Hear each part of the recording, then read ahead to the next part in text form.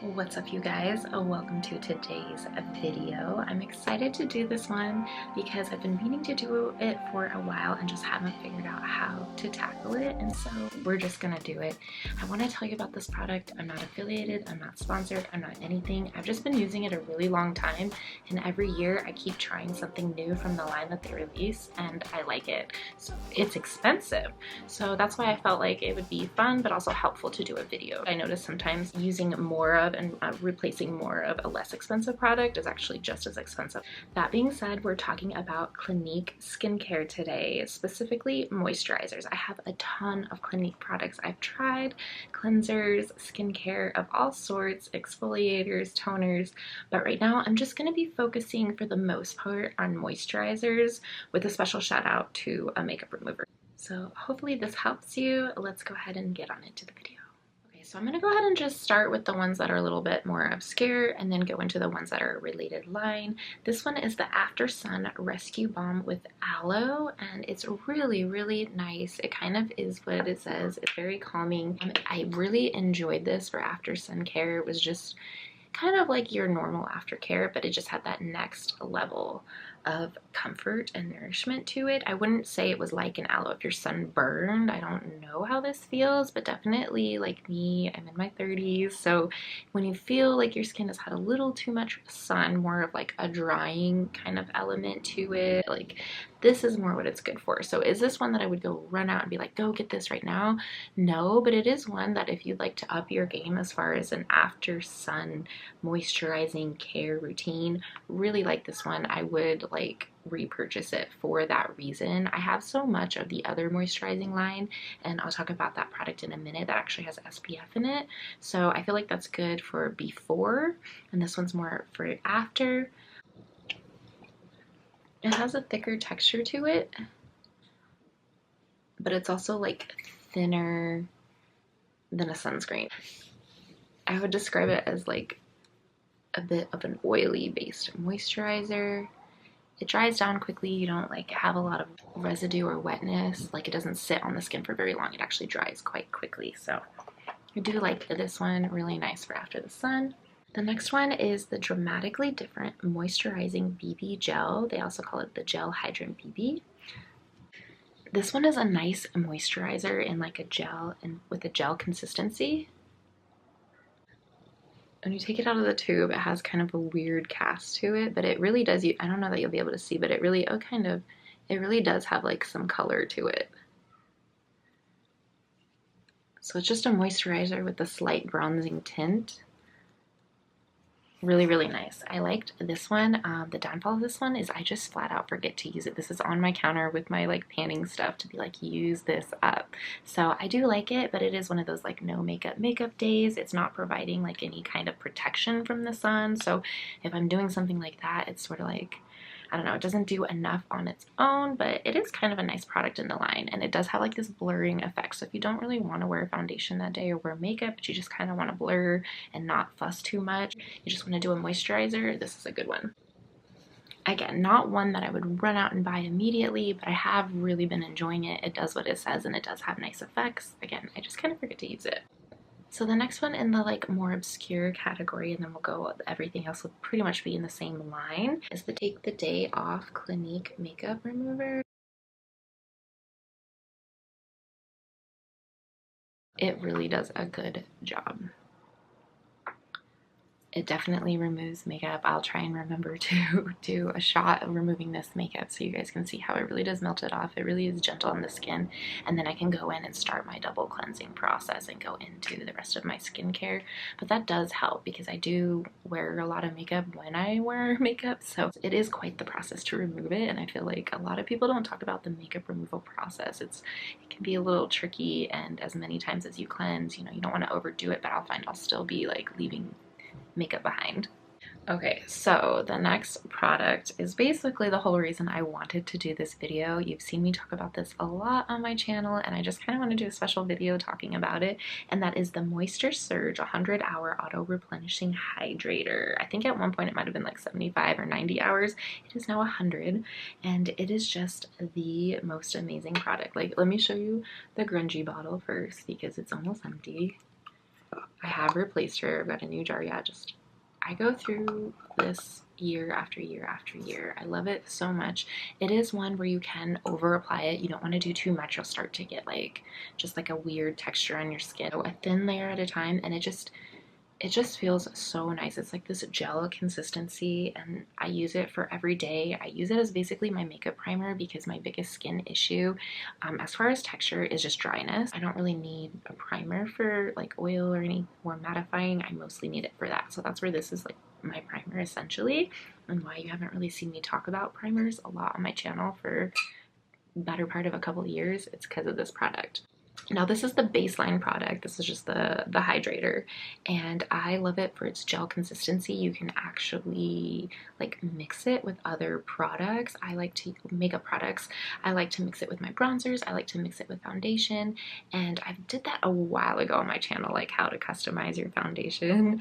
So I could do something like that again and update that video. I did a side by side with two different products. I like to do that. I would just do it with just this product. So, but it's pretty self-explanatory. You know, you find the ratio that you like and it mixes well with your foundations. You can thin them out and create more of a hydrating tint, much like what this does. So this is just the work is done for you as far as the ratio. Sometimes you have to be a little careful if you need to mix more to do the same ratio. So that would be the tricky part with that. But yeah, this is just great for a primer, great for every day, and also great for mixing with other makeup products and kind of customizing your own. It just has that great base that doesn't really seem to mess with other products' formulas too much. I don't know. Maybe that's in my head, but that's my experience with mixing it with other makeup. This is the same thing. It's definitely, it comes in a big glass jar, and so I have the travel-friendly one as well. And then I also have the eye mask. So all about eyes. It reduces circles and puff.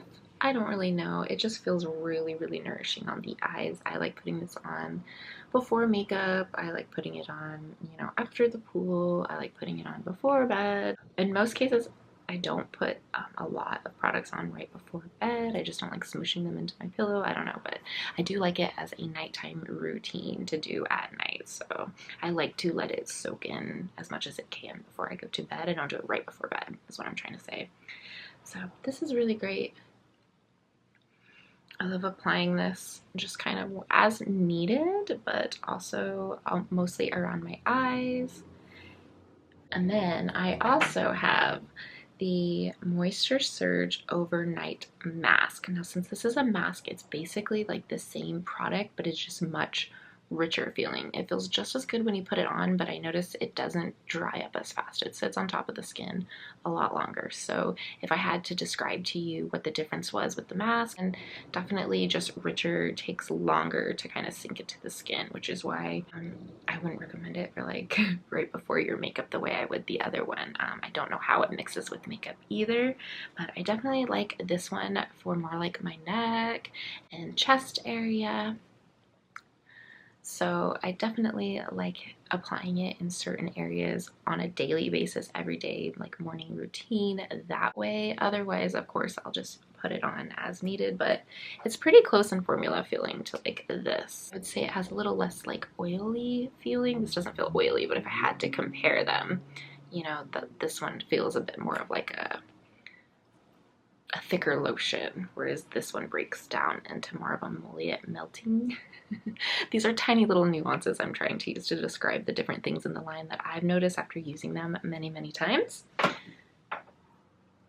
Hopefully I'm not going overboard with my explanations. So the final product I want to talk about in this video is the newest one. It got me excited to place an order again. It's the Moisture Surge Broad Spectrum SPF 28. So I thought 28 was like the weirdest number for like, why not 30? Why not whatever? Why 28? So, but at any rate, that's how much is in here. So I wouldn't say it was enough to be your only SPF, but I am guilty of like never putting on SPF. So this is helping me out, but it definitely feels like a hybrid between, you know, their baseline product, the regular Moisture Surge, and a sunscreen. Like it has that sunscreeny feeling. It has like kind of like a sunscreeny cast. It definitely is something that I need to wait at least a half an hour for to soak into my skin if I'm going to use it before makeup. Like, I do not put this on and then go right into makeup. The other one I kind of can. It has like a velvety kind of texture to it where my makeup likes. This has a little bit more, again, I hate to use that word oily because it sounds negative, but like it just has a little bit more of like an emollient like style to it. So nice on the skin, feels so good. Definitely just feels like it has all the good stuff that this has. Like, this just feels so good on the skin, but then it has like that tiny bit of sunscreen quality to it. Like, I hate putting sunscreen on my skin. Just, I don't know, I don't like the way it feels. I don't know, I just don't like it. So it has a tiny bit of that, but it's very comfortable. After applying a product like this, my moisturizers, I like to go in with like a little silver kind of roller. This one is always cold and it feels so even better when you put it in the refrigerator. And it's just kind of like a depuffing gua sha type roller. It's very, very small. I got it from ColourPop. I got it from Fourth Ray. When they don't have it anymore, unfortunately, or I would recommend it. But I just like that. It's just kind of like an extra little self-care thing when I'm doing hydration. So that's the breakdown in my Clinique moisturizer collection. Hopefully I've explained the nuances in each one for you guys enough to where you can feel like if this is something for you, which one to get, since obviously they're all in the same line. They're very expensive. They range from like little teeny sizes like this for, you know, like $20, or I believe this one's like 50. I think it was 49. So I only buy this once a year. This is like a year's supply for me. So it is a very expensive, but it's an investment. And I've noticed with other moisturizers, they just didn't work as well. And I was kind of going through them a couple of times a year. So, you know, for $10, $12 each, it wasn't very much more to invest in this. It was just one of those, until someone gave it to me to try, I was not going to invest. So hopefully I can be that person for you to let you know. Definitely let me know in the comments if you guys would like more recommendations or to see the rest of my routine. Over the years, I've definitely streamlined the products I like and the treatments I like and the steps to include. Much like makeup, I pick and choose. I don't use everything all at once. So if you are interested in that video, let me know. But yeah, highly recommend the Moisture Surge. You've seen it so many times on my channel, and I just wanted to make a special video kind of talking about all of the different products I have. Definitely I would recommend, since it's so expensive, I buy it once a year. Look for seasonal sales or kits where you get a full-size product with a lot of other things to try, and then usually once you've bought and purchased that amount, because like for 50 or 55 they sometimes get you can actually get extra. So that's where I got the travel size one. So I think when you spend $50 for $12, you could have the kit with the travel one. So it's usually an investment, but again, it's about once a year. And with this many products that I've gotten specifically in the skincare line, usually I've tried makeup and other things, I probably can go even longer than a year. The one thing that I do wish is that they would just reduce the price of these really good products rather than always giving you these free gift with purchase. I find that to be a nuisance. You have all these like little travel bags and travel sizes of things, but I did find that's how I really love their bronzer and I really love their mascara. Anyway, look out for those sales, those gift options, and just know that it's gonna cost about $50 to try one. Thanks so much for sticking around for this video and hanging out with me, and I'll see you